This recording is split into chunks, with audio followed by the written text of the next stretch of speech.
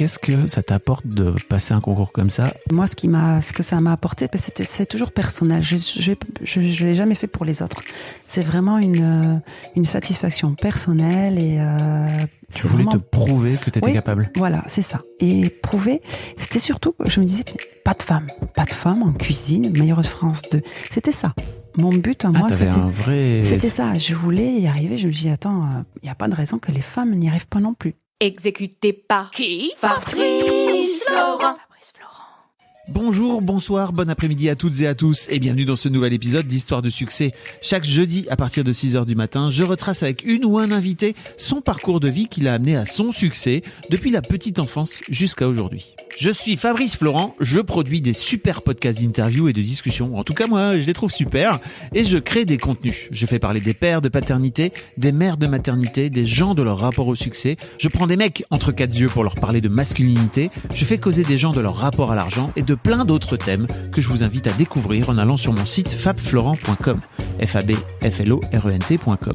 Si vous aimez cet épisode, vous pouvez aller écouter la bande-annonce du podcast pour en découvrir plus sur mon travail et mes autres podcasts. Si vous aimez mon travail, vous pouvez m'offrir un cadeau en échange en me soutenant financièrement et ainsi me donner un peu plus de sérénité en vous abonnant par exemple à mon Patreon ou en m'envoyant de l'argent sonnant et trébuchant. Allez dans les notes du podcast ou en allant sur fabflorent.com, fabflorent.com, donc vous y trouverez toutes les infos. Enfin, si vous aimez ce podcast, vous pouvez vous y abonner, mettre un chouette commentaire et 5 étoiles au podcast sur votre application de podcast préférée et surtout, partagez cet épisode et ce podcast autour de vous s'il vous a plu. Je suis sûr que vous connaissez des gens que mon travail pourrait intéresser. Vous pourrez également venir commenter avec mes auditrices et mes auditeurs chaque épisode directement sur mon Discord. Alors Discord, c'est un petit logiciel génial que je vous invite à découvrir, qu'il faut installer sur votre téléphone ou votre ordi. Vous pouvez également me suivre sur les différentes plateformes et réseaux sociaux. Vous pouvez vous abonner à ma newsletter et vous trouverez toutes ces infos pour me contacter dans les notes de cet épisode. Un grand merci d'avance et bonne écoute à vous. J'ai vu que tu avais fait quelques podcasts. Non, j'en ai fait qu'un. T'en as fait qu'un seul? Je crois. Après, je fais la radio. Waouh! Ah oui? Où est-ce que tu fais de la radio? Non, j'ai fait France Bleu. France Bleu Pays Basque. Et j'y allais une fois par mois. Qu'est-ce que tu allais faire à France Bleu Pays Basque? On parlait cuisine. Ah ouais? Cuisine à la radio. Voilà, cuisine à la radio. Et alors tu faisais quoi? C'est un chroniqueur qui fait un... Alors il faut que tu mettes ton micro bien près, parce que moi je suis lancé là, je suis parti. Ah d'accord, carrément. D'accord. C'est freestyle. Oui, voilà. Non, mais à la radio, non, c'était super parce que c'est Stéphane Claverie qui anime ça à France Bleu Pays Basque et il a une chronique cuisine, quoi.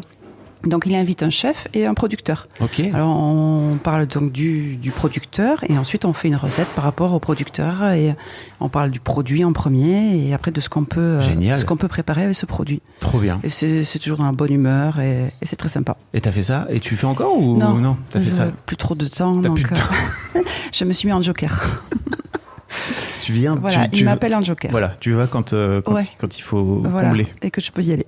Oui, parce que t'es occupé. André, bienvenue. Merci. Bienvenue dans Histoire de succès.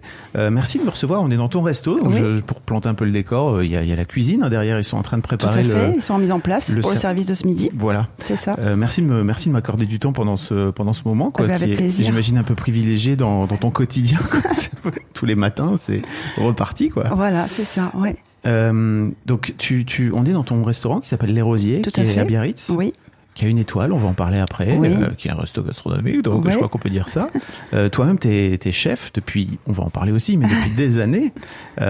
Et surtout, l'un des trucs qui t'a distingué dans ton parcours, c'est que vous le voyez pas parce que c'est podcast, c'est pas du tout radiophonique, mais en tout cas, t'as ces fameuses liserés à ton col, qui te distinguent. Le col bleu, blanc, rouge, qui distingue le titre de un des meilleurs ouvriers de France. Voilà, que t'as eu en 2007, si je me trompe pas. C'est ça, tout à fait, en 2007, en cuisine. T'avais 28 ans.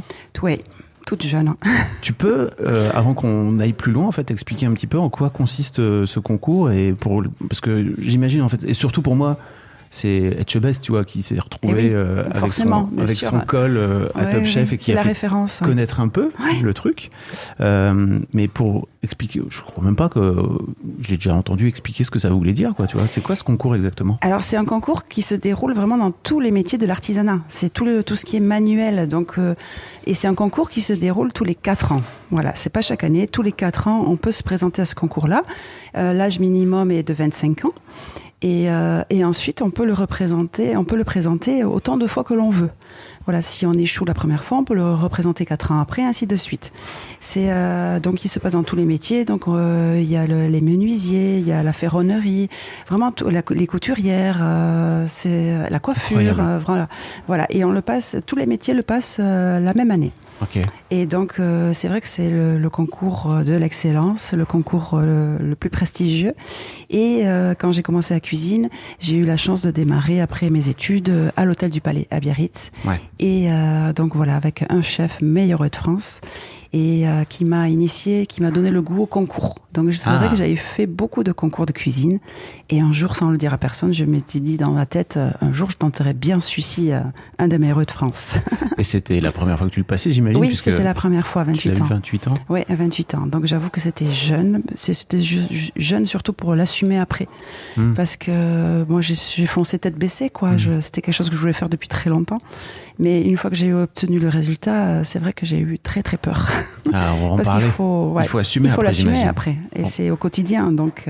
on va parler de tout ça, parce que t'as l'air d'avoir un parcours fantastique, quoi. Et surtout, je sais pas si je l'ai précisé, mais en fait, t'étais la première femme. Oui, en cuisine, ouais, la première femme en cuisine. Depuis, le concours a démarré en 1934 ou 36, je sais plus exactement, 34 ou 36, le concours du meilleur de France. Wow. Et j'ai été la première en cuisine, ouais. C'est quand même incroyable. Une sacrée fierté. Bah ouais, bravo. Merci. Mais avant ça, on va revenir un petit peu en arrière. Et la première question que je pose à tous mes invités, c'est à quoi tu ressemblais, André, quand tu avais 7-8 ans? 7-8 ans, j'ai... l'enfance, j'ai eu la chance de grandir avec des parents extraordinaires. J'ai grandi à la ferme, à la campagne au Pays Basque. Et avec une maman qui cuisine très bien. Et je suis gourmande. Je suis née gourmande. Donc c'est ce qui m'a amené à la cuisine, quoi. Ah, vraiment? Ouais, vraiment. Je suis vraiment née gourmande. J'aime manger. Oui, mais il y a une différence entre aimer manger. Moi, j'adore manger, par exemple, et faire la cuisine, c'est vachement plus compliqué, surtout à ce niveau-là, quoi. Après, voilà. Mais je le connaissais pas, ce niveau-là, au début. Oui, petite, et puis au début, c'était faire la pâtisserie. Maman fait de très bons gâteaux basques et tout ça. C'était faire la pâtisserie. Mais c'est vrai que j'ai vite vu qu'il fallait peser, que c'était contraignant pour moi. Ah, ok. Pour la pâtisserie, c'est vraiment, si on pèse pas, si on n'est pas, si on n'est pas réellement rigoureux dans les pesées, on n'y arrive pas forcément. Donc c'est vrai que je me suis dit, la cuisine, ça va être mieux pour moi. Ah, juste parce qu'il fallait peser, ça te gonflait de peser? Oui, vraiment, réellement. Et c'est quoi la différence alors? Qu'est-ce qui t'embêtait là-dedans? Eh bien, parce que la cuisine, on n'a pas besoin de, il faut bien sûr peser des choses, mais il y a l'instinct, il y a le côté goûter, et avec un tour de main, voilà, c'est ce qui me plaisait. Ah oui. Que la pâtisserie était trop précis pour moi. Ah yes, il y a un côté, alors j'imagine qu'il y a plein de techniques en cuisine, mais il y a un côté très technique dans la pâtisserie qu'il faut réellement suivre. Que la cuisine, on est plus ouvert, quoi. Je veux dire, c'est plus facilement ouvert, quoi. Okay. Et donc du coup, mais je reste très gourmande. J'adore encore manger le sucre. Je suis folle de sucre. C'est ma drogue, le sucre. Mais j'aime pas le faire. C'est mon mari qui le fait au restaurant, justement. C'est ton mari qui s'occupe de toutes les pâtisseries. Parce qu'on va en parler. Vous avez monté ce restaurant ensemble. Oui, c'est vraiment en couple. Ouais. Une cuisine à 4 mains, vraiment. Ça aussi, ça doit être un truc. Ah oui. On va en causer. Mais petite, voilà, j'ai eu une super enfance où j'ai grandi à la campagne. Et puis, c'est de super souvenirs, quoi. C'est vraiment de beaux souvenirs. Puis, s'amuser avec les voisins, les copains. On allait d'une maison à une autre en vélo, à pied. Puis c'est vrai qu'il n'y avait pas encore tous ces écrans. Je le vois avec nos enfants aujourd'hui. On avait une super enfance. Vous avez combien d'enfants? On a 2 enfants. Ok. Qui ont quel âge? 2 enfants, 7 ans et 8 ans. Ah bah oui, c'est le début des écrans, effectivement. Ouais, et c'est vraiment la guerre des écrans. C'est la guerre des écrans. Et nous, on n'avait pas ça. On était tout le temps à l'extérieur. Et puis c'est ça, on allait voir, on jouait avec les ballots de foin. On était en extérieur. On aidait aussi beaucoup. On a grandi à la ferme, donc on aidait les parents au travail. Oui. On était vraiment, comme je disais encore à mes enfants hier. Parce que tes parents étaient agriculteurs pour le coup. Agriculteurs, voilà. Vraiment. Et puis maman un super potager. Mais il fallait arroser les fleurs et tout. Donc on participait à tout ça. L'été, c'était ramasser la pomme de terre. Donc j'en vois maintenant les miens ramasser la pomme de terre avec leur grand-mère. Tu les fais trimer un peu. Un petit peu, il faut un peu. Ouais, ça fait du bien en plus. Oui, puis qu'ils voient, qu'ils découvrent, et qu'ils ont cette chance-là aussi, ils y vont, donc ils voient aussi un petit peu ça. Comment t'as l'impression que cette enfance, justement, dans la nature, t'a forgé par rapport à la cuisine que tu fais aujourd'hui? C'est la terre, c'est le sens des saisons.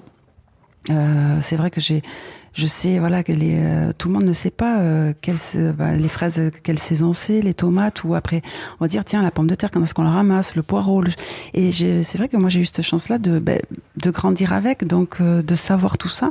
Et le goût des produits qui sortent de la terre et à la cuisine directe.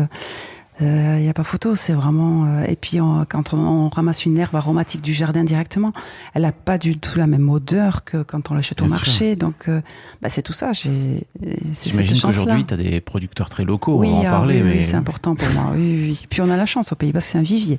Oui. Entre l'océan, la terre, tout ce qui est maraîcher, tout ça, on est gâtés, on a tout ce qu'il faut. Trop bien. L'école, comment ça se passait pour toi? L'école, c'était pas pour moi. J'aimais pas. C'était chiant pour toi? Oui, très. J'aimais pas du tout l'école, c'était une corvée. Le collège pour moi c'est un des plus mauvais souvenirs. Ah ouais. C'était long, j'aimais pas ça. J'aimais être dehors, j'aimais le sport, j'aimais beaucoup le sport, mais moi c'était l'extérieur et être assise là, étudier, non. Et donc c'est ce qui m'a beaucoup aidée. Je savais donc dès petite que je voulais faire la cuisine et ça m'a sauvée. C'est vraiment... Oui, mais c'est là, tu me disais à 7-8 ans, mais je pense que c'est 7-8 ans, je savais vraiment que je voulais faire la cuisine. Que c'était ton métier. Ouais, que j'allais en faire mon métier. Tu savais déjà que ça pouvait être un métier? Mais par contre, attention, pas la gastronomie. Pour moi, je voulais être cantinière. Moi, j'allais à l'école. C'était une dame qui faisait à manger. Et j'avais ce souvenir, j'arrivais à l'école, et puis on avait des copines, on allait toujours voir notre cantinière, qu'est-ce qu'on mange à midi? Parce qu'il y avait les odeurs, odeurs de ce qu'elle cuisinait. Et on allait toujours la trouver, et on savait ce qu'on mangeait le midi. Et c'était ça. Moi, c'était vraiment faire la cuisine de cantine. Et c'était faire à manger pour les autres, alors c'est ça, pour faire plaisir? Pour faire à manger aux autres. Mais mon premier métier, je disais toujours, je vais faire la cuisine, mais c'était dans l'école de mon village, par exemple. Ma première idée, c'était celle-là. C'est un peu dérivé entre-temps. Oui. Largement, mais sans le savoir. C'était vraiment ça au début. Okay. Et donc, n'aimant pas l'école au collège, je disais, il faut faire les 4 ans. Après, je savais que j'allais me diriger sur un lycée hôtelier parce que je voulais faire la cuisine, quoi. C'était vraiment... C'était mon objectif, oui. Après, j'ai été en 3e j'ai eu la chance d'avoir une maman qui était là derrière moi et qui a cru en moi parce que malheureusement, quand on arrivait à mon époque au collège dire je vais aller au lycée faire lycée hôtelier parce que je veux faire de la cuisine, j'ai eu des enseignants qui me disaient non, il faut aller faire du général. Ah oui. Alors que j'étais pas forcément douée ni rien en plus. J'aurais été quelqu'un de doué, d'accord, mais c'était pas mon cas. Mais j'ai eu des enseignants, on a été confrontés à ce problème-là. Des enseignants qui ont refusé, qui me disent non, il faut aller faire le général. Mais incroyable. Et j'ai ce souvenir que heureusement que ma mère a cru en moi et m'a suivi, quoi. Et elle leur a dit non, stop. Tu cuisinais déjà un peu à l'époque chez toi et j'aimais tout. bien cuisiner. Puis j'aimais. Ça. Donc elle voyait qu'il y avait un vrai truc. Voilà, c'est ça. Et et j'ai ce souvenir que c'est grâce à elle qui a su dire non, elle veut faire ça, vous allez la laisser faire ça, quoi. C'est encore un peu comme ça aujourd'hui ou pas? Ou c'était à l'époque où tu avais la voie d'excellence? Je pense plus avant, mais je l'entends encore aujourd'hui. Où c'est peut-être des fois des parents. C'est le sens inverse. C'est quand je l'entends, j'ai déjà eu moi des jeunes en apprentissage ou en tant que commis qui d'abord ont perdu du temps entre guillemets, on perd pas de temps, mais qui ont passé le général parce que les parents ne voulaient pas. On leur a dit à leurs enfants non, va faire un bac général et après tu feras ce que tu veux. Alors que en fait c'est vraiment la meilleure façon de trouver un métier que tu peux faire partout dans le monde. Complètement. Et puis on peut voyager, puis et c'est des métiers manuels où on apprend sur place, on apprend en pratiquant. Ouais. On n'apprend pas forcément derrière le banc de l'école, quoi. C'est vraiment, il faut pratiquer pour apprendre. Et encore moi aujourd'hui, j'apprends encore tous les jours. Ce sont des métiers où on apprend tout le temps. Donc ce sont des métiers enrichissants, mais qui ont besoin de pratique et manuel, quoi. Tu vois, autant je me dis, ok, peut-être à l'époque il y avait une dégradation du métier manuel. J'ai l'impression qu'aujourd'hui vraiment, et puis en plus.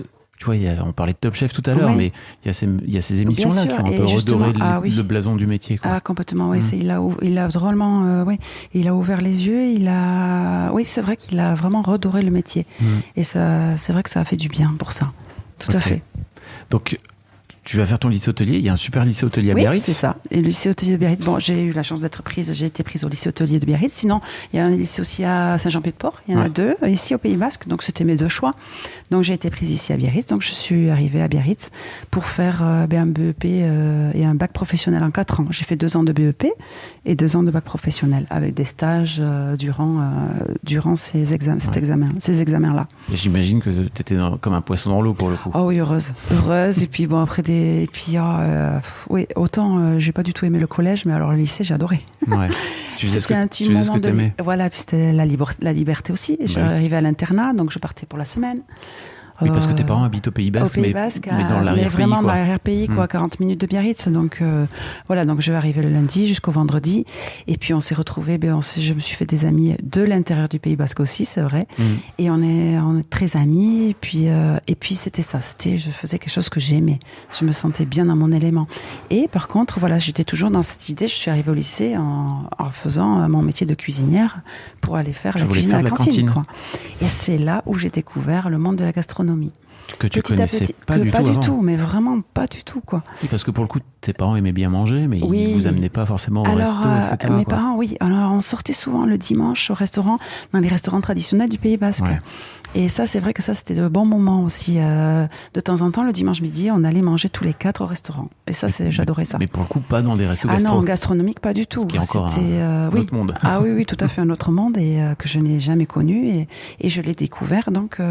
au lycée hôtelier. Qu'est-ce que ça te fait à ce moment-là quand tu découvres la gastronomie? Tu te dis ah non mais en fait la cantine c'est bien sympa mais c'est ça que je veux faire quoi. Mais c'est tout à fait ça.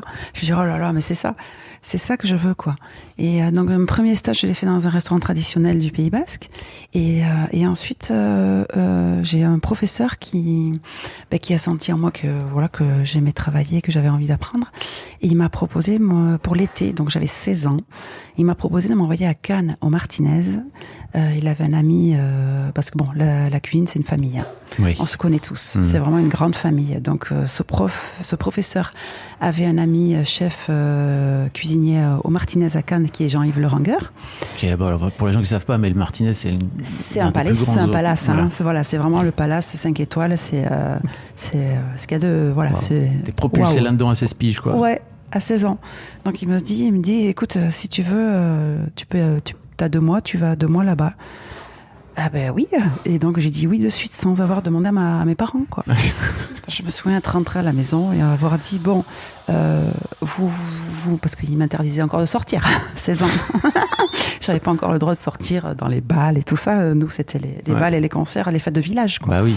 Donc il fallait encore demander la permission pour aller aux fêtes de village et je me souviens être rentrée à la maison et avoir dit bon là j'ai pas demandé ma permission, je m'en vais 2 mois, je pars en stage 2 mois au Martinez à Cannes. Alors là ma mère l'émancipation. Ouais. Et donc elle l'a pas bien pris. Oui parce qu'elle a pris sur elle. Elle a beaucoup pris sur elle. Elle a dû avoir peur, je pense, mais elle m'a laissé partir. Bon, je pense qu'après, voilà, elle s'est mise en relation avec le professeur qui l'a rassurée et tout ça. Mais elle m'a mis dans le train et je suis partie à Cannes et le chef Jean-Yves était à la gare pour me récupérer pour les 2 mois. Et j'imagine à quel point ça doit être un choc pour toi de te retrouver dans ce... Ah mais complètement. Ouais. Et parce que pareil, moi je dis oui, mais je connais pas du tout l'univers. Donc moi naïve jusqu'au bout, j'arrive.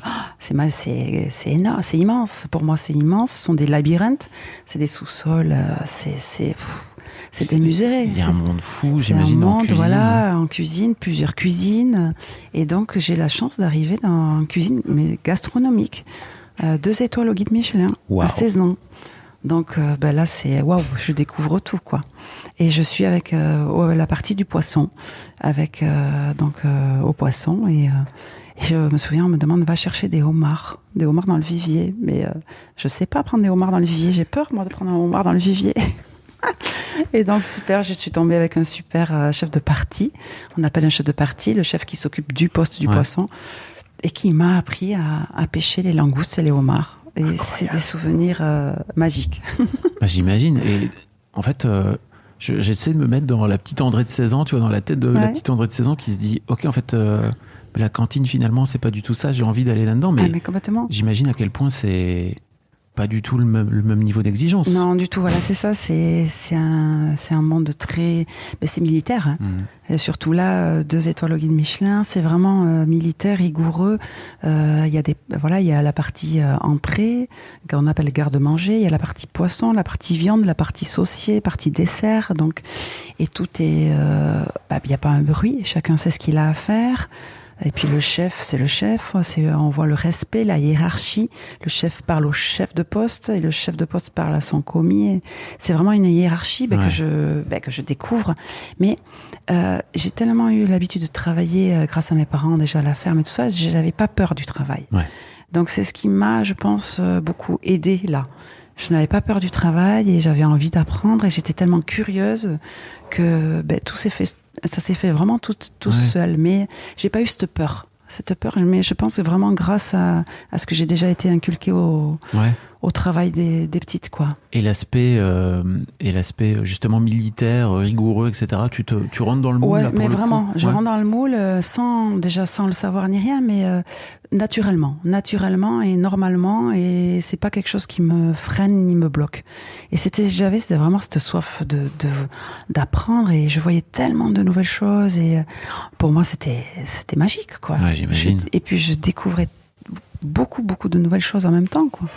Et j'étais tellement curieuse que j'étais heureuse. Waouh. Donc tu fais ces 2 mois là ? Voilà, je fais ces 2 mois et je repars donc faire mes 2 ans de bac professionnel.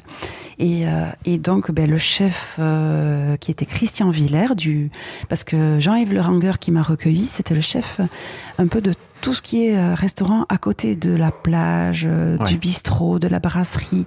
Et Jean-Yves m'avait mis donc dans le restaurant gastronomique 2 étoiles. Donc le chef qui était Christian Villers, qui mon dernier jour m'a appelé à son bureau et m'a dit, donc savait que j'étais de Biarritz et tout ça, m'a dit écoute, tu iras le prochain stage que tu as à faire, tu vas voir Jean-Marie Gauthier à l'hôtel du Palais, tu vas le voir de ma part. L'hôtel du Palais, qui est un grand hôtel à Biarritz. Qui est de nouveau un palace. Ouais. Donc la preuve que c'est une famille, quoi. Parce que du coup, c'est ce que j'ai fait. Hein. Tu sais pourquoi il te dit, tiens, tu vas là-bas ? Je pense que c'est parce qu'il a vu que je pouvais être un bon élément. C'est ce qu'on fait aujourd'hui nous maintenant avec nos jeunes à nous, quoi. Tu les refiles à des bons. Bien sûr, parce que ça se ressent et ça se voit de suite. Quelqu'un qui a envie d'apprendre, qui est motivé, ça se ressent. Ouais. Et donc, du coup, je l'ai bien enregistré. Et dès que j'ai eu mes dates de stage arrivées au lycée, je suis de suite allée voir donc Jean-Marie Gauthier à l'hôtel du Palais. De la part de Christian Villers. J'ai dit, j'arrive de la part de Christian Villers, j'ai 4 mois de stage à faire, c'était de mai à août. J'ai 4 mois de stage à faire, je veux les faire chez vous. Donc, bien sûr, il m'a accepté de suite, étant donné que j'arrivais de la part de... Ah ouais, donc en plus, il y a un vrai côté de cooptation. Ah oui, mais vraiment. Et puis même pas testé, quoi. Non, du tout, vraiment. Puis c'était un stage. C'était vraiment un stage. Et donc, j'ai fait mes 4 mois de stage à l'hôtel du Palais à Biarritz. Et j'ai eu la chance à la fin de mon stage, pareil, il me dit, à la fin de vos études, vous venez me voir, je vous embauche. Donc, c'est ce qui s'est passé. Wow, et j'imagine pour toi que c'était génial parce que tu restais dans le Pays Basque. J'étais restée chez moi, c'était génial. Et je pouvais aller faire mes fêtes de village les week-ends. T'avais plus besoin de demander à maman. C'est ça. J'arrivais, on dormait pas beaucoup, mais c'était la jeunesse, c'était le... Oui, parce que j'imagine que c'est un métier quand même exigeant. Tu démarres tôt le matin. Oui, on démarre tôt le matin, puis c'est un travail en coupure. Donc, et puis on finit le soir, à 23h, 23h30 de mémoire. Après, à la teuf. Je partais, bien sûr, faire mes fêtes. Des fois, on faisait une petite omelette et on arrivait en direct au boulot et on faisait une grosse sieste l'après-midi. Mais c'était de bons souvenirs. C'était vraiment de bons souvenirs. Oui, clairement. Oui, vraiment. Et c'est donc avec ce chef que tu fais et premières années, c'est ça ? Oui, alors je démarre et je reste 2 ans avec lui. Et c'est là où je rencontre Stéphane, mon chéri. Oui. Vous vous rencontrez en cuisine alors ? Oui, on se rencontre en cuisine, qui a en cuisine aussi lui. Et puis donc on sort ensemble et après on quitte Biarritz pour aller travailler ensemble sur la Côte d'Azur en fait. Ok. Alors donc en fait, souvent, on allait à Paris. C'était un vrai projet de couple, oui, c'est ça? C'était vraiment un projet. Non, pas un projet de couple du tout. Ouais. C'était moi, mon projet. En général, on allait faire les grands chefs et les grandes maisons à Paris.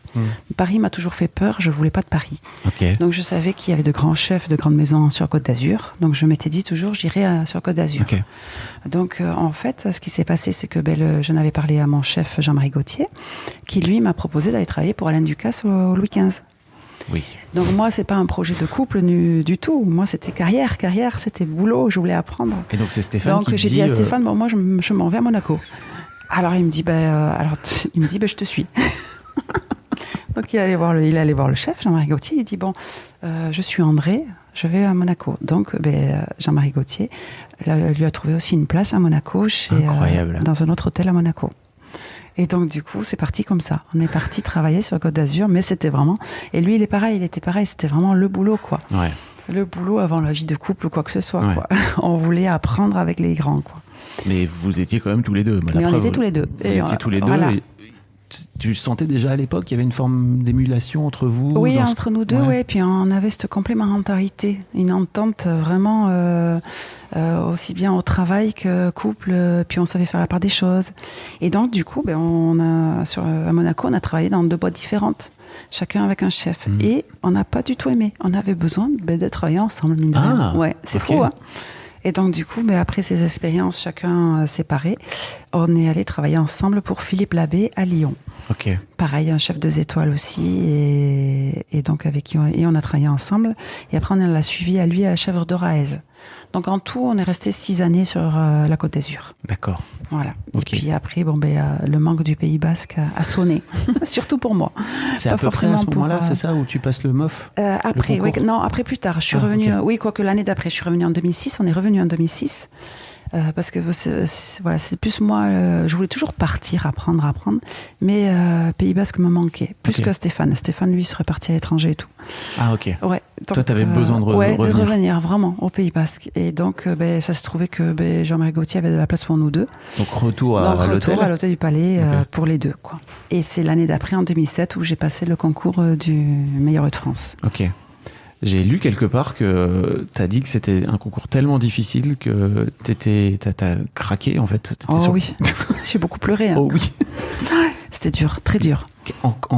Pour expliquer un petit peu aux gens, et c'est une question que je me pose aussi, c'est à quel point, pourquoi c'est si dur, alors que je t'imagine avec combien de temps, quasiment 15 ans d'expérience, tu vois, peut-être pas quand t'as 28 ans. Ouais, j'en avais 10 ans d'expérience, mais c'est surtout que j'avais déjà fait des concours. Jean-Marie Gauthier m'avait mis déjà dès 18 ans, quand je suis sortie de l'école. Oui. Okay. J'avais fait des concours, pas mal de concours, et j'aimais beaucoup ça, parce que ça me permettait de me confronter moi-même, de pousser mes limites moi-même, jusqu'où je pouvais aller, et de rencontrer d'autres personnes. Donc ça, j'aimais beaucoup. La compète, hein, la compète, j'ai un peu l'impression. Ça, tout à fait, j'aimais ça. Tu faisais du sport ou... Ouais, la pelote. Ah, j'adore la pelote. La pelote basque. La pelote basque. Mais après, pas plus que ça, quoi. Mais la pelote. Et j'aimais cette compétition. Mais voilà, par expérience d'avoir fait déjà plusieurs concours, le concours du meilleur de France, ça a été le plus dur physiquement, moralement. C'est intense, c'est très intense. En quoi? Pour expliquer un petit peu, en quoi c'est plus dur qu'un autre concours? Ce sont des techniques imposées, ce sont plusieurs techniques qui s'enfilent les unes et les autres, et des techniques qu'il faut vraiment réussir. Et puis il y a le temps. Il y a un temps imparti, c'est beaucoup de travail, une somme de travail vraiment à réaliser avec 0 erreur. Hein. Ouais. Tout doit être parfait. En temps imparti, on a 4 heures pour envoyer le premier plat. Donc en général, on fait un menu, c'est pour 6 personnes. Okay. On a un menu. Vous avez déjà les trucs à l'avance. Hein. Voilà, c'est un menu imposé. Donc une entrée, un plat et un dessert à réaliser pour 6 personnes. En 5 heures de temps, au bout de 5 heures, on envoie le dessert. Donc 4 heures, au bout de 4 heures, on envoie l'entrée, 4h30 le plat, et ses accompagnements, ses garnitures, et 5 heures le dessert. On a un commis que l'on ne connaît pas, qu'on doit diriger. C'est un élève qui est tiré au sort du lycée hôtelier où on passe. Moi, c'était à Thonon-les-Bains, la finale. Okay. Donc, c'était un élève. Donc, l'on doit aussi manager, ouais. C'est ça. Et donc, surveiller en même temps et lui dire quoi faire. Et puis, il y a toujours des imprévus. Et tu le connais pas? Non, on ne le connaît pas. Et puis, on s'entraîne, on a l'habitude de s'entraîner. Moi, j'étais à l'Hôtel du Palais. Je m'entraînais régulièrement à l'Hôtel du Palais. Mais là, on est dans un contexte dans le lycée qu'on ne connaît pas, l'élève qu'on ne connaît pas, le matériel qu'on ne connaît pas. Et puis, la finale, c'est vraiment tous les chefs 2-3 étoiles, tous les meilleurs de France qui sont là derrière chaque candidat. C'est des énormes noms qui vous jugent. Donc, c'est une énorme pression. Ouais. En plus du travail, c'est la pression de tous ces chefs qui vous observent, qui nous observent et c'est gérer tout ça, quoi. C'est gérer tout ça. Mais déjà, je pleurais beaucoup en préparant. Déjà, je le trouvais très compliqué sur mes entraînements. Parce que je n'arrivais pas. Ça te mettait en échec, c'est ça? Ça me mettait en échec énormément parce qu'on avait une tarte soufflée à la Saint-Jacques à réaliser. Et et après, on avait le thème, donc cette tarte soufflée à la Saint-Jacques. On avait un rable de lapin farci façon lièvre à la royale, avec des garnitures et des ravioles de crêpes à la clémentine. Mais le plat le plus complexe, c'était l'entrée. Et on n'arrivait pas à trouver la technique parfaite on l'a trouvée vraiment 2 jours avant de partir, quoi. Et quand tu dis on, tu parles de qui? L'équipe. Parce que vous travailliez ensemble. En équipe, voilà, je travaillais en équipe. J'avais Stéphane derrière moi, le chef pâtissier du Palais. J'avais toute une équipe du Palais qui m'aidait. Incroyable. À mettre des recettes au point et à goûter. Ah ouais, donc c'est un vrai travail d'équipe. T'étais pas toute seule, toi, à travailler tes recettes le soir. Toute seule le jour J, si vous voulez, mais sinon, j'étais c'était vraiment un travail d'équipe. J'ai eu cette chance-là. C'est pas le cas de tout le monde, hein. Mais moi, j'ai eu cette chance d'être accompagnée vraiment par une équipe derrière moi et qui était là, qui goûtait tous mes plats, qui me disait où m'améliorer et comment faire. Et donc, pareil, pour cette tarte soufflée, c'est le chef pâtissier qui m'a donné essaye de faire une She-Boost sur l'appareil à souffler, quoi. She-Boost, c'est quoi? Mais une She-Boost, en fait, c'est une recette que l'on fait en sucré, une crème pâtissière, qu'on l'on rajoute avec de la meringue. Okay. Et donc, il me dit, essaye de faire ça, de l'interpréter en salé. Et c'est ce qui s'est passé. On a essayé de faire ça en salé et ça a marché, en fait. C'est ce qui a marché. Mais c'est vraiment beaucoup de stress pour arriver à la perfection, quoi. Et c'est c'est la seule fois où j'ai perdu beaucoup de poids. Ah ouais. J'aimerais en perdre autant maintenant, mais ça se passe plus comme ça. Parce que t'étais stressé. Tu voulais gagner. Ouais, je voulais y arriver. Ouais. Je voulais réussir. Je voulais vraiment réussir. Donc, oui, je voulais y arriver. C'est un concours où il y a 500 participants, c'est ça? Oui, on était 660 inscrits. 660 inscrits, donc il y a une épreuve écrite qu'on passe à la Sorbonne. Ensuite, il y a une épreuve éliminatoire, qu'on appelle ça les demi-finales, une épreuve éliminatoire, où pareil, ça se passe pareil avec un menu, 3 plats à réaliser et le même temps imparti. Et ensuite, après, il y a la finale. Stéphane le passait aussi, c'est ça? Oui, avec toi? C'est vrai, on l'a passé, on l'a tenté ensemble. Okay. Donc, on a fait les éliminatoires ensemble. Lui, malheureusement, il n'a pas été sélectionné à la finale. Donc ça aussi, ça a été dur. Ça a été dur parce que grosse déception pour lui, j'étais déçue pour lui. Mais heureuse pour toi. Heureuse pour moi. Et pour lui, j'imagine que c'est l'inverse. Et lui, le pauvre, non, il a toujours su mettre ça de côté et m'aider quand même et jamais me faire part de son amertume à lui. Non, il m'a toujours, il m'a toujours encouragé, il a toujours été là, il est toujours là encore aujourd'hui. Et donc tu finis par gagner ce concours. Et effectivement, t'es la première femme. Oui, c'était la première fois que ça arrivait, on était 3 femmes en finale. Incroyable. Il n'y avait jamais eu de femmes en finale, on était 3. C'était la première fois que ça arrivait. Et vous êtes en plus jugé que par des mecs, donc c'est aussi ça qui est un vrai, j'imagine, un cercle vicieux, quoi, qui se crée, quoi. C'était que des hommes et puis c'était ce que je te disais, c'est vraiment les plus grands chefs français, quoi. Donc incroyable. Et tu disais tout à l'heure que ça avait été chouette pour toi, j'imagine, à quel point c'est une concrétisation incroyable d'avoir ce... C'était énorme, puis j'y croyais pas, Je le faisais sans y croire réellement que j'allais vraiment l'avoir, parce que j'étais jeune et c'était la première fois que je le faisais. Donc c'est pour ça que je m'étais mis la pression, je voulais le faire bien, quoi. Et le fait après, ça m'a mis quand même une grosse pression après. J'étais heureuse d'avoir obtenu ce titre. Mais après, je suis tombée de l'anonymat à une reconnaissance vraiment du jour au lendemain. Ouais. Et encore plus forte parce que j'ai été la première femme. Donc ça a été très médiatisé, le fait que je sois la première femme. J'ai vu quelques articles, c'était 2007. 2007, oui, 2007. J'ai vu quelques articles. Donc ça m'a mis le stress. beaucoup de stress. T'avais pas pensé qu'en fait ça t'amènerait autant de notoriété d'un coup, mais c'est ça? Mais du tout, mais pas du tout. Moi, Toi, tu voulais juste être dans ta cuisine mais à voilà, faire tes et encore aujourd'hui. Mais toujours naïve. C'est ma naïveté depuis petite qui me suit, quoi. Mais naïve comment? Mais naïve parce que je pense pas après, je réfléchis pas après. Ouais. Je voulais faire ce concours, je voulais obtenir, mais sans penser mine de rien, si tu l'obtiens, j'ai pas pensé à après. Tellement j'étais sûre que j'allais pas l'avoir déjà. Tu croyais que t'allais pas l'avoir? Je croyais que j'allais pas l'avoir, donc j'ai pas du tout réfléchi au après. Pourquoi tu croyais que t'allais pas l'avoir? Parce que déjà c'était la première fois que je le faisais, et pourquoi? Parce que tous les autres concours que j'ai fait, j'ai jamais fini première. Je finissais toujours deuxième ou troisième. Tous les concours que je faisais, c'est deuxième, troisième. J'avais jamais première. Donc déjà pour ça, pour ça, je pensais pas arriver. Donc il y a 9 gagnants, c'est ça? Oui, on est 9. On a été 9 reçus cette année-là, en 2007. Fou, quoi. Et il y avait 3 femmes parmi les 33 finalistes. Oui, tout à fait. Voilà, c'est ça. On était 3. Waouh. Wow. Ça s'équilibre un peu aujourd'hui? Malheureusement, non. Dans le concours du meilleur de France, non, on est 2 maintenant. Il y a Virginie Basselot, qui est chef au Negresco à Nice, qui a un palace à Nice. Et non, parce qu'on est très minoritaire. Elles sont très minoritaires toujours à se présenter. Et donc, la dernière fois aussi, il y a eu une femme en finale je dis des bêtises, elles étaient 2, je crois. Et pareil, on est vraiment minoritaire, on est très peu. Après, il y a de plus en plus de femmes en cuisine et de chefs, attention. Hein. Oui. Je parle du concours, mais femmes chefs de plus en plus maintenant. Mais pourquoi tu crois qu'il y a un déficit sur le concours? Parce que le concours, il y a un aspect de compétition peut-être? Non, la compétition, mais le temps. Moi, je sais que je l'ai passé là 28 ans, j'avais pas d'enfant, j'étais tranquille, j'avais que ça. J'aurais passé maintenant, c'est plus pareil. Et j'aurais pas fait. En étant honnête. Avec le restaurant, les enfants, tout ça, j'aurais pas fait. Parce que c'est énormément de temps de préparation. Je n'imagine même pas. Moi, j'avais posé mes vacances et je faisais que ça.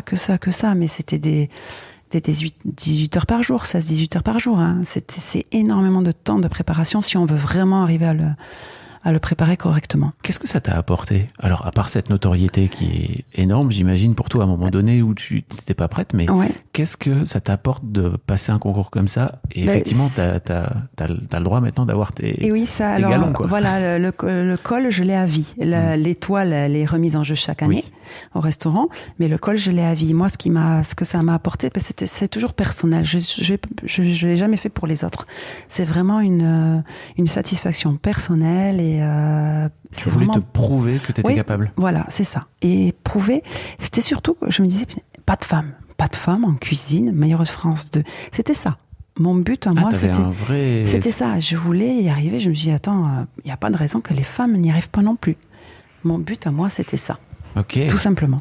Mais j'ai cru lire, en fait, il n'y avait pas forcément de démarche militante de ta part. C'est juste. Non, pas du tout. Ni aujourd'hui. Hein. Ni aujourd'hui. Mais c'était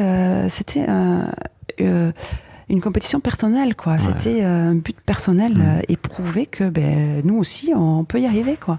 Et la preuve, j'avais réussi, j'étais fière de ça. J'imagine. Voilà. Mais aujourd'hui non, même aujourd'hui ça reste et ça l'est toujours personnel, quoi. Après je dis toujours je sais que c'est militant puisque tu l'es là, tu vois. Oui, c'est-à-dire que tu. Mais je dis aussi, j'ai toujours eu la chance de travailler avec des chefs qui ne m'ont pas mis de côté parce que j'étais une fille ou une femme. C'est parce que je lis et j'entends des choses où ça a été dur pour des filles, des femmes d'être en cuisine par rapport à des remarques sexistes ou quoi et tout le reste, quoi. Et moi j'ai eu cette chance-là, vraiment. Je remercie les chefs avec qui j'ai travaillé qui ne m'ont pas fait voir que tiens, t'es une fille, alors va faire ça au lieu de ça. Non, qui m'ont toujours mis autant de chance, qui m'ont toujours donné autant de chance qu'un gars. Ça t'est pas arrivé, mais tu te serais barré si t'avais été dans un environnement comme ça, tu crois? Me connaissant, oui, ça c'est sûr. Ça, oui, c'est sûr. Pas faire chier, André, j'ai l'impression. Non, j'ai mon caractère. On dirait pas comme ça, mais j'ai mon caractère et je sais ce que je veux. On dirait comme ça. On a conscience que Je sais ce que je veux et je me laisse pas faire. Si ça me plaît pas, non. Voilà, c'est vrai que je serais pas restée. Je serais allée ailleurs. Je comprends. Mais voilà, j'ai eu la chance d'avoir des super chefs et qui m'ont beaucoup appris, beaucoup apporté et qui m'ont jamais mis de côté parce que j'étais une fille en cuisine. Et c'est aujourd'hui un truc que tu essaies de faire? Oui, bien sûr. Après, moi, j'adore. Moi, j'ai des filles. Là, on est en parité. Là, on est vraiment en parité 2 et 2. Là, Stéphane et Félix et Florine et moi. Mais l'année dernière, Stéphane était tout seul. On était 3. 3 et lui tout seul. Voilà. Et puis en salle aussi. Maintenant, j'ai que des filles. Donc, on est voilà, il y a plus de filles que de gars en salle, dans le restaurant. Vous montez votre resto juste après, c'est ça, l'année suivante? Oui, à chaud de la médiatisation. Hein. C'était une volonté de ta part, de votre part, de monter un endroit, c'est ça? C'était une volonté de notre part, mais quelque chose de petit à taille humaine, parce qu'on a toujours travaillé dans des grosses structures, dans des palaces. Vraiment, on a toujours travaillé dans les palaces. Et j'étais toujours frustrée de ne pas avoir ce retour client. On fait à manger, on envoie de belles assiettes et on n'a pas le retour, l'échange du client, et ça me frustrait à la fin, au fil des années. Et donc je disais toujours avec Stéphane, on voulait s'installer, mais je lui disais toujours quelque chose de petit, qu'on puisse échanger avec notre clientèle, qu'on puisse aller les voir. Et donc quand on a commencé à chercher, et on a vraiment eu un coup de cœur pour cette maison à Biarritz. On est vraiment excentré. C'est une petite maison basque au volet rouge, hein. Mais c'est ce coup de cœur parce que on se dit là on va recevoir comme à la maison. C'est petit, on a 30 couverts maximum. On est complet entre 25 et 30 couverts. Et puis c'est pouvoir échanger avec les clients, voir s'ils ont aimé, s'ils n'ont pas aimé. Et j'aime aussi avoir le retour direct. Quand ils n'ont pas aimé, ils ont droit. Oui. Le client a droit de pas aimer et de me le dire. Et c'est important ça aussi pour nous. Pour s'améliorer. S'améliorer, tout à fait. C'est ce qui nous fait avancer, justement. Et avoir le retour direct, quoi. Et c'est vrai que là, on est heureux, oui. On a trouvé notre petit nid. C'était une vraie volonté de monter ce truc-là ensemble. Vous aviez travaillé ensemble pendant des années, etc. Voilà. Vous disiez, OK, on va... Ouais, c'est ça. Après le concours, c'était une idée qu'on avait déjà depuis quelques années avant. On se disait, on aimerait bien avoir notre affaire, quoi. Et puis, c'est vrai que, le fait d'avoir obtenu le concours et ça a accéléré les choses en disant, puis le chef Jean-Marie Gauthier aussi, il m'a dit, maintenant, tu as le titre, il faut voler de vos propres ailes, quoi. Il est temps de voler. Poussé du nid, quoi. Voilà. Mais c'est complètement ça. C'est qu'il nous a mis un coup de pied, quoi. Et puis on s'est dit, allez, on y va, on saute. Et pareil, on a ouvert, pareil, naïvement, sans savoir, on n'est plus chef, on est plus chef de notre cuisine. Voilà, on est gérant d'une entreprise, on gère du monde, on gère une entreprise, tout ce qui va avec. Et ça aussi, mon côté naïveté m'a suivi parce que j'ai dit, ah oui, il y a tout ça quand même. Une fois qu'on s'est lancé. Donc on a appris sur le tas. Parce que oui, vous aviez jamais monté de boîte ensemble. Pas du tout. C'est pas du tout le même métier pour le coup. Et ça, je le confirme, c'est vraiment pas le même métier. Parce que il y a tout le reste à gérer, quoi. Et les imprévus, et puis tout ce qui est papier, et tout. Il n'y a pas que la cuisine, justement. Oui, c'est ça. Et même, j'imagine, quand tu es en cuisine, tu n'as pas forcément de rapport avec les producteurs, avec d'où viennent... Oui, voilà, quand on travaille pour les autres et tout ça, voilà, c'est ça. Et là, c'était ce qu'on voulait aussi. Oui. Ayant grandi ici au Pays Basque, moi, j'ai des amis d'enfance qui ont pris les suites à la ferme et j'avais des connaissances. J'avais cet avantage de pouvoir travailler directement avec le producteur. Donc, t'es allé voir tes amis d'enfance? Oui, comme pour l'agneau de lait, un ami d'enfance. Les fraises, actuellement, là, mon village, à Mendion, de petite, on allait ramasser les fraises. C'était les premiers travails d'été qu'on faisait. C'était souvent, on va castrer le maïs, ou alors on avait donc ce producteur de fraises et framboises, on allait ramasser les fraises. Incroyable. Et voilà, ce sont des connaissances de petite, quoi. Et aujourd'hui, on travaille les fraises et les fruits rouges de Mendion, et c'est le fils qui a pris la suite et tout ça. Et il est plus jeune que moi et on s'est vu grandir tous. Et c'est ça qui est. C'est ça que tu venais chercher en revenant au Pays Basque. Ah, mais complètement. Ouais. Ah oui. Et puis on sait, on connaît nos produits, on sait la région que l'on a, la terre, la mer, c'est un vivier. Et puis c'est ça, de pouvoir travailler avec des maraîchers que l'on connaît et de connaître leur travail, de pouvoir aller les voir. Et l'avantage que l'on a, nous, on est petits. Donc, on n'a pas besoin de de grosses quantités. Et c'est l'avantage aussi de pouvoir se provisionner aussi directement le producteur en direct, de le faire en direct. J'ai l'impression qu'il y a eu un truc où à un moment donné, tu avais une vraie envie de grandir professionnellement, etc. Et que vous vous êtes dit à un moment donné, non mais en fait on va se poser aussi, on est bien là où on est. Ouais. Et que t'es pas, tu vois, tu disais tout à l'heure, aller ouvrir un restaurant à Paris. Non, du tout. C'est pas un truc... Et puis j'aime bien, j'aime pas, entre guillemets, m'exposer aussi. Je suis bien chez moi. M'exposer, je le fais facilement et naturellement ici, chez moi, au Pays Basque. Ouais. Mais en extérieur, j'y vais très peu. Ça t'a pas empêché, cette année, t'étais dans Top Chef, par exemple? Oui, ça, oui, bien sûr, oui, Top Chef, je dis pas non, et ce sont des choses qui me demandent pas beaucoup, c'est un aller-retour sur Paris, 2 jours maximum, ça me va. Mais ça te donne de la visibilité, pour le coup. De la visibilité, et aussi rencontrer les autres chefs, aussi, c'est bien, ça j'aime aussi, rencontrer surtout les autres, et puis voir comment ça se passe, et ça, je suis toujours curieuse, donc ça, ce sont toujours des choses qui m'intéressent, de voir comment ça se passe. Ok. Mais ton camp de base, c'est ici. Oui, voilà. Il faut que ça soit pas trop long en extérieur, quoi. C'est surtout ça. T'aimes pas Paris, c'est ça? Mais je connais pas Paris. Je fais très rapide. C'est des allers-retours sur Paris et donc je peux pas dire que je connais Paris. Parce que pour le coup, il y a moyen d'aller manger des bons restos. Ah mais oui, mais ça je profite de le faire. Oui, c'est ça. Tu vas là-bas. Ça c'est ma priorité. Hein. La gourmandise, elle est là, hein, et la curiosité. Donc si je fais un aller-retour sur Paris, on fait un restaurant en même temps, quoi. Ouais. Mais puis j'imagine en plus que quand t'es chef comme ça, tu manges plus la cuisine de la même façon. C'est comme un musicien qui écoute plus jamais la musique de la même façon, quoi. Oui, non, mais après, attends, on aime aussi ne pas se poser des questions et réfléchir. On aime mettre les pieds sur la table et passer un bon moment et ne pas trop réfléchir. Après, oui, bien sûr, il y a des choses où waouh, comment tu as fait ça? Ça, oui. Ouais. Mais on aime bien aussi la détente. Mettre les pieds sur la table pour la détente, c'est ça le but d'un resto, c'est ça, c'est se faire plaisir et t'arrives à débrancher le cerveau du chef. Il n'y a pas de problème, oui, ça, pas de souci. Comment ça s'est passé dans votre couple en fait à monter cette boîte ensemble? C'est un sacré truc parce que vous êtes co-chef. Ouais, c'est ça. Et en même temps vous êtes j'allais dire la vie de couple à la maison. Co-couple, non du tout. Et puis vous êtes coparents. Ouais. Vous avez des enfants ensemble. C'est ça, il y en a les enfants maintenant ensemble. C'est plein de relations différentes, quoi. Oui, tout à fait. Mais on a toujours trouvé notre place naturellement l'un l'autre, quoi. Après, on s'engueule, hein, ça, je vais pas le cacher. Hein. En cuisine, on n'est pas toujours d'accord. Et puis, on a tous les deux notre caractère, mais on sait s'écouter. C'est vraiment notre force, ça. On n'est pas d'accord, on se fâche, mais on sait aussi entendre raison et dire entre guillemets, il me fait chier, mais il a raison, quoi. Sur quoi vous pouvez vous fâcher, par exemple? Stéphane est très artistique. C'est lui qui peint. Les tableaux, tout ça, c'est lui qui. Il y a plein de tableaux dans le resto. Oui, voilà. Donc ça, c'est lui. Tout ça. Si vous venez chez André, vous verrez les tableaux. C'est lui qui peint. C'est lui qui peint. Et l'assiette, c'est pareil. Le dressage de l'assiette, lui, il a un côté artistique que je n'ai pas du tout. Moi, dans la cuisine, c'est vraiment le goût, la bonne sauce, la bonne cuisson. Dresser, je sais pas forcément dresser. Ouais. Pour moi, il faut que ce soit bon.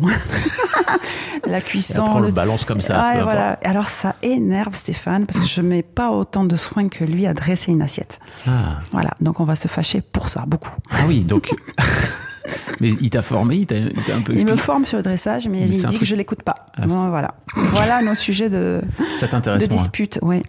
Pour moi, mais après, il a raison. Il a tout à fait raison. Mais oui, mais c'est vrai que moi, je mets une priorité sur le goût, l'assaisonnement et tout ça. Ouais. Lui aussi. Mais lui, les deux. Lui, il a ce côté artistique du dressage qui est beau, propre et voilà. Et donc, il t'engueule un peu parce que tu n'es pas assez minutieuse. Je ne suis pas assez rigoureuse sur la finition. Vous avez ouvert cet endroit et l'année qui suivait, vous avez eu une étoile. Oui, on a eu, oui. C'est incroyable. Oui, ça a été une surprise, ça, parce qu'on a ouvert en juin et c'est vrai que l'année d'après, on a eu une étoile au guide Michelin. Ça a été une énorme surprise.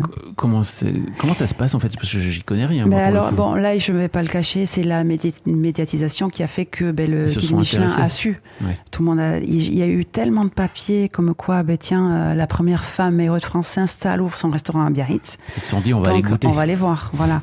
Que sinon, c'est vrai qu'en général, ça met plus de temps. Il faut être honnête. Hein. Et donc, du coup, c'est grâce à ça que je pense qu'on a eu notre étoile rapidement. Et alors, tu crois que c'est plus dur de gagner ta première étoile ou de la garder année après année? La garder. Là, ça fait 15 ans, non? Oui, c'est ça? Là, 15 ans, oui. Mais moi, je dis, c'est vraiment la garder parce que, le titre du meilleur de France, mon col, je l'ai à vie. Là, t'es tranquille. Voilà, là, je suis tranquille. Comme président de la République. C'est ça, presque. Hein. Je l'ai à vie et ça, on me l'enlèvera pas. Mais l'étoile, c'est un enjeu qui est remis chaque année, quoi. C'est un travail en équipe. C'est vraiment un travail en équipe parce que la cuisine est importante, mais la salle, l'accueil est aussi important aussi. Donc, c'est un travail d'équipe. Mais ça, c'est une pression, oui. Une pression parce qu'on se dit, parce qu'ils viennent nous visiter, mais on ne sait pas. Donc voilà. Surprise. Ça pourrait être très bien toi qui viens manger et tu es inspecteur et je ne sais pas que tu es inspecteur, quoi. Je suis podcasteur inspecteur. Voilà, donc voilà, c'est ça, oui. Ok. C'est un stress de chaque année, ça. Ah oui. Oui, vraiment, réellement, parce que tu as envie de la garder pour le coup, l'étoile. Bien sûr. Avez envie de la garder. Ah oui, vraiment. L'étoile pour nous, elle est oui. Oui, Qu'est-ce que ça représente? Ça représente une reconnaissance et une distinction que l'on par rapport à la cuisine que l'on fait, que l'on aime, qui est importante pour nous. Et c'est vrai que on peut la perdre et on serait réellement déçu et triste, mais si on la perd, malheureusement, il y aura une raison et il va falloir se remettre au travail. Mais c'est un travail quotidien, rien n'est jamais acquis. Donc, c'est pour ça que on essaye de se renouveler. Et puis, la concurrence est de plus en plus rude. Et puis, le Michelin aussi évolue. Donc, on doute toujours, quoi. Est-ce qu'on est toujours dans la ligne? Voilà. Est-ce qu'on a raison? Est-ce qu'on n'a pas raison? Donc, c'est des doutes. De manière, ça, c'est un doute quotidien. C'est ce qui nous fait travailler. Comment dire ça? Être à la hauteur aussi au quotidien, ça. Hein. Il faut entendre que rien n'est jamais acquis. Donc, ça fait 30 ans que tu fais ce métier? Combien peut-être? Non, pas 30 ans. Allez, un peu moins quand même. 25 ans. Allez, 25 ans. Alors que tu as commencé en tout cas ton lycée, quoi. Ouais, pas loin. C'est vrai, n'empêche, 30 ans, oh là là. Mais je me demandais un peu, tu vois, t'es pas lassé à des moments? Ah non. Tu te dis pas, tu sais, ok, à 45 ans, t'as 44, c'est ça? J'ai 44 ans, t'es bien informé. Je me suis un peu renseigné, un peu tapé. J'ai 44 ans. T'as pas envie de te dire, non mais j'ai envie de faire autre chose? Non, alors pas du tout. Et c'est ce que je me dis. Non, moi je me verrais... autre chose, si je devais vraiment faire autre chose, j'adore le poisson. Je me suis posé la question au confinement, quand on a dû arrêter de travailler, on a été fermé tant de temps. Ouais. Là, ça a été dur psychologiquement. Et je me disais, qu'est-ce que je ferais? Alors, moi j'ai deux trucs. Soit la poissonnerie. J'adore le poisson. Ou soit le jardin. Poissonnerie, alors? Ouais, je me disais, pareil, même, faire un concours meilleur de France poissonnerie. Stéphane me disait, arrête tes conneries. Mais il y a un concours poissonnerie. Oui, le poissonnier aussi, les bouchers. Incroyable, ok. Ouais. Et donc, je me disais, au confinement, le temps du Covid, je me disais ça, à la limite, je ferais bien. Stéphane, il t'a dit, arrête tes conneries. Oui. Mais sinon, j'aime être en extérieur. Donc, ça serait paysagiste où j'aime l'extérieur, le jardin. Okay. À la maison, j'aime être au jardin, dehors. J'aime mon jardin, quoi. Ça serait ça. Mais sinon, j'aime la cuisine. Donc, non, je me verrais pas faire autre chose, en gros. Hein. Ouais. Vraiment, j'adore ça, quoi. C'est incroyable. J'adore ça et c'est vraiment un métier de passion. Ça, j'imagine. C'est un métier dur, non? Oui, dur, mais comme d'autres métiers. Parce que t'as jamais rien fait d'autre, en fait. Voilà, c'est ça. Et puis j'aime ça. Donc je dis, d'autres métiers sont aussi durs que les nôtres. Nous, ce qu'il y a, oui, c'est ça, c'est travailler les week-ends et les soirs voilà. Mais c'est comme ça, quoi. Tu parlais tout à l'heure de ta vie de famille. Comment tu fais pour gérer, parce que tu as des petits là qui ont 7 et 8. Ouais, ça y est, ils sont en vacances là. Ouais. J'en ai un qui est en stage de foot aujourd'hui, l'autre qui est en centre de loisirs, qui va à la piscine aujourd'hui, et voilà. Comment vous faites? Parce que là, pour le coup, vous travaillez tous les deux en même temps. Mais après, on se répartit. Stéphane est avec eux le soir à la maison. Okay. Après, j'ai ma maman qui m'aide beaucoup. Quand ils étaient petits bébés, elle était là. Elle était très présente, elle nous a beaucoup aidés. Donc j'ai pas eu de nounou, j'ai eu la chance. C'est maman qui prenait toujours le relais. Donc ça c'est pareil, je peux partir travailler en confiance. J'ai pas le truc de mince la nounou, est-ce qu'elle va être. J'avais pas de stress de ce côté-là, quoi. J'avais les enfants en sécurité avec ma maman. Ouais, donc elle nous a beaucoup aidés. Et puis là, on essaye de lever le pied parce que mes parents fatiguent aussi quand même. Et puis les enfants grandissent, ils bougent, donc on trouve d'autres solutions. Mais on arrive toujours à s'organiser. Voilà, Stéphane est avec eux le soir et moi je prends mon mercredi et mon samedi quand ils sont à l'école avec eux pour les activités scolaires et tout ça. Et comme ça, les activités sportives, je veux dire. Et comme ça, je participe aussi avec eux. Et c'est important. On a eu des enfants tard. Mais on a voulu les voir grandir. Pour moi, ça, c'était très important. Et Stéphane aussi est très papa poule. Ouais. Et on veut les voir grandir. Alors, eux, on les a séparément, quoi. Des fois, on fonctionne comme des parents séparés. Mais nous, on se rend pas compte. C'est eux qui nous le disent. Et ils sont heureux quand, le lundi, mardi, quand on est en repos, on est tous les 4. Et ça, on le voit. Ils expriment leur joie d'être tous les 4, quoi. Ah oui, j'imagine. Ouais, c'est vrai. Parce que sinon, après, on est avec eux séparément, quoi. Vous avez décidé de faire des enfants tard, mais il y avait l'objectif avant, c'était la carrière. C'était la carrière, quoi. On a enchaîné, quoi, le concours, on a ouvert le restaurant, et puis après, le temps de mettre le restaurant en route, l'équipe, et voilà, tout ça, ça a pris du temps. Et puis après, on se dit, ça serait bien qu'on fasse une famille maintenant. J'imagine. Et comment vous éduquez vos petits à la cuisine? Oui, alors manger, faire la cuisine, non. Petite, oui, je les initiais beaucoup, je les faisais faire avec moi. Ils aimaient faire avec moi la cuisine. Maintenant, ils sont fiches complets, donc aucune pression là-dessus. Ils font ce qu'ils veulent faire avec nous, ils font. Ils veulent pas. Mais manger, oui, et goûter, oui, ça c'est important. Éduquer le palais un peu. Ah oui, ça c'est très important. Ils n'ont pas le choix. Ils n'ont pas le choix. Ils disent j'aime pas. Non, t'aimes pas, tu goûtes et après tu verras. Alors c'est j'aime pas quand même. Ils ont goûté, mais on les force à goûter. Ça, après, on les force pas à manger, mais on les force à goûter de tout et à manger de tout. C'est important pour toi? Oui, pour moi, oui, vraiment. Oui. Après, mais alors des fois, on est frustré parce que il y a beaucoup de choses qu'ils n'aiment pas encore, mais il y a l'âge. Hein. Oui. On va aller trop vite aussi, quoi. Ouais, et en même temps, c'est bien de les éduquer à tout goûter. Ouais, à tout goûter. Pour nous, c'est important, ouais. En plus, j'imagine, vous faites des plats de ouf, non? Non, à la maison. Il faut pas croire. Ah ben non, on fait simple, mais simple.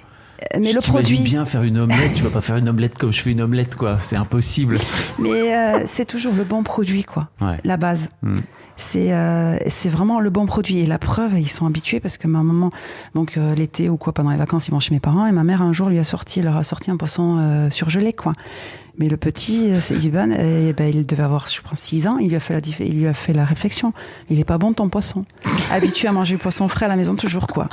Alors, dans un sens, je me suis dit, c'est bien. Et au moins, Bah ouais. Voilà, le palais se fait, des standards, quoi. Ouais. Il est pas bon ton poisson. Voilà, manger bien, mais c'est surtout le bon produit. Le produit de saison et le bon produit. Voilà. Après, non, on fait des choses simples. Mais après, oui, c'est vrai qu'on aime bien manger, mais toujours un peu cuisiner, bien sûr. Mais qui est toujours un bon jus, oui, ça c'est important pour nous. Oui. Bah, j'imagine. Tu dis non, on fait pas des trucs de ouf. Je te crois pas, franchement. Pour revenir à cette omelette, c'est impossible que tu fasses une omelette de base. Bah déjà, c'est avec les œufs de la ferme de maman. Hein. Bah voilà. Déjà. L'omelette, elle est jaune fluo. Hein. Non, déjà, oui, il y avait des bons œufs. Et puis, une omelette au cèpe, nous, on va se régaler, mais eux, ils vont pas l'aimer. Ils aiment pas les champignons.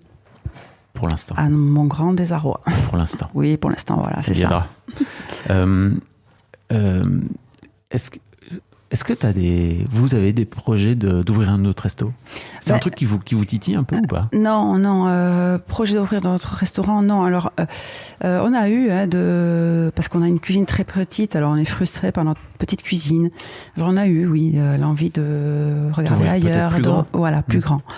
Et puis après, on est très frileux parce que avec le problème du personnel aujourd'hui, avec la conjoncture actuelle, on est très, à 28 ans quand on s'est installé, on réfléchissait pas à tout ça. Mais c'est vrai la différence à aujourd'hui où on se pose trop de questions et on se met pas mal de barrières parce qu'on se pose pas mal de questions. Il y a une forme de peur aussi peut-être. Oui, oui, énormément. énormément. Donc, on joue la sécurité. Et donc, c'est vrai qu'aujourd'hui, non, ouvrir autre chose, on s'est posé la question, mais non. Okay. Non, on fait du consulting au Japon. On a eu 2 restaurants, un restaurant gastronomique qui a eu une étoile au guide Michelin qui a fermé maintenant, qui a fermé pendant le Covid. Okay. Mais maintenant, on a gardé l'autre. Oui, au Japon, à Tokyo. On en avait 2. Donc pareil, on est parti sur des semaines gastronomiques là-bas. Semaines gastronomiques sur le Pays Basque. On est parti avec les acteurs locaux d'ici. Pierre Oteiza, la Maison Pariès. Et nous, on faisait un restaurant. On avait monté un restaurant éphémère avec la cuisine basque. Et les personnes avec lesquelles on travaille au Japon maintenant, nous ont découvert là-bas, ont aimé notre cuisine et nous ont proposé de s'associer ensemble sur donc 2 points de restauration différents. Donc le gastro qui a fermé et maintenant on a le bistrot. Un bistrot, donc le quartier qui se trouve sur le quartier Kiyobashi et qui fait vraiment on a des spécialités basques comme la choix, le poulet basquaise, le gâteau basque. Okay. Voilà. Pourquoi le Japon ? Le Japon, mais parce que nous, on était vraiment attirés par le Japon. On a eu la chance d'y aller par le biais d'un ami. On a beaucoup aimé. Et puis maintenant, vu qu'on a ces contacts-là, avant le Covid, on y allait 1 fois par an, quoi. Ouais. On aime beaucoup le Japon par leur culture gastronomique, quoi, qui est totalement différente de la nôtre et le respect qu'ils ont, l'art qu'ils ont on y est très attirés, ouais. Bah tu m'étonnes. Pour le coup, il y a une vraie rigueur aussi. Oui, un respect du produit, la technique, pour tout, quoi. C'est on est en admiration pour eux. Tu disais tout à l'heure que vous avez des problèmes de personnel, c'est ça ? C'est compliqué de recruter aujourd'hui, oui, c'est général. Hein. Oui. Nous, je croise les doigts. On a une super équipe, on est petit. Et c'est ce que je dis aujourd'hui. Je me rassure en me disant, heureusement, on est petit. Parce que c'est compliqué de trouver... maintenant, le Covid a fait du mal, il faut dire ce qui est quand même. Hein. Le Covid a fait du mal pour nous dans notre métier. Ce sont c'est des horaires en coupure. C'est des horaires où on travaille les week-ends, où on travaille quand les autres sont en vacances, les jours fériés. Et le fait d'être resté 8 mois à la maison, on y a tous pris goût, tous les soirs à la maison, avoir nos week-ends. Moi, la première, j'ai pris goût à mes enfants. Mais et donc c'est vrai que maintenant, on a du mal à trouver des personnes qui veulent travailler en coupure. Beaucoup demandent la continue ou qui ne veulent pas travailler les week-ends. Donc c'est de plus en plus difficile de trouver. Ouais. Ah ouais. Putain, j'avais pas conscience de ça. Ah si, réellement, oui. Oui, c'est compliqué. T'as vu une vraie évolution. Ah oui, il y a eu une grosse cassure depuis le Covid, malheureusement. Ouais. Ok. Ouais. Et pourtant, voilà, moi ce que je dis, c'est on est un métier de service et qui fait on travaille quand les gens sont en vacances et sans. Bah oui. Voilà, ce qui pour moi est logique, maintenant l'est plus pour nos jeunes. Je comprends. Ouais, donc il y a un réellement changement. D'où l'envie de rester petit. Oui, pour l'instant, oui, réellement. On verra après. Est-ce qu'il y a un sujet sur lequel je t'ai pas amené, André, dont tu aurais aimé parler ? Je sais pas, je crois pas. On a quand même pas mal parlé, là. On a parlé de plein de trucs, surtout toi. C'est vrai. Et tant mieux, parce que c'est toi finalement qui devais parler, donc c'est une bonne idée. Non, après voilà, mais on a parlé de cuisine, de tout ça, et c'est ce que j'aime, donc voilà. Donc ton resto c'est Les Rosiers ? Ça s'appelle Les Rosiers, c'est à Biarritz. Donc, on est excentré, on n'est pas en centre-ville, on n'est pas en bord de mer, on est dans un petit quartier résidentiel, au calme. Ouais. Et c'est très chouette. Ouais, voilà, c'est mignon. Nous, on a eu un coup de cœur. Et puis on y est bien, au calme toute l'année, même en pleine saison où c'est la couille partout, on n'a pas l'impression tellement on est au calme. Oui, c'est clair que vous êtes un peu éloigné. Oui, on est vraiment excentré, donc voilà. Puis c'est la petite maison, 25 ouverts, on est bien.